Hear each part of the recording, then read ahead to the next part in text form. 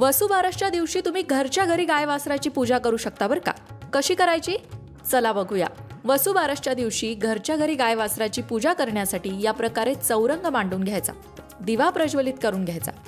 अशी प्राथमिक तयारी झाली की गणेश पूजन.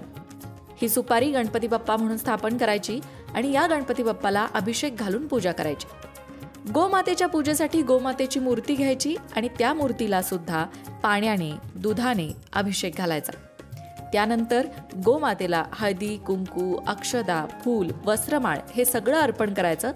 जसं एखाद्या देवतेची पूजा करतो अगदी तशीच गोमातेची पूजा करायची. त्यानंतर नैवेद्य दाखवायचा आणि आरती करायची. त्याचबरोबर दाखवलेला नैवेद्य हा तुमच्या आसपास कुठे गाय असेल तर त्या गायीला सुद्धा नेऊन खाऊ घालायचा. आता ही पूजा जर तुम्हाला सविस्तर जाणून घ्यायची असेल की यात काय काय साहित्य वापरलं, नैवेद्य काय दाखवला, आरती कुठली म्हटली, तर या सगळ्यासाठी लोकमत भक्ती चॅनलवर जा आणि संपूर्ण व्हिडिओ पहा.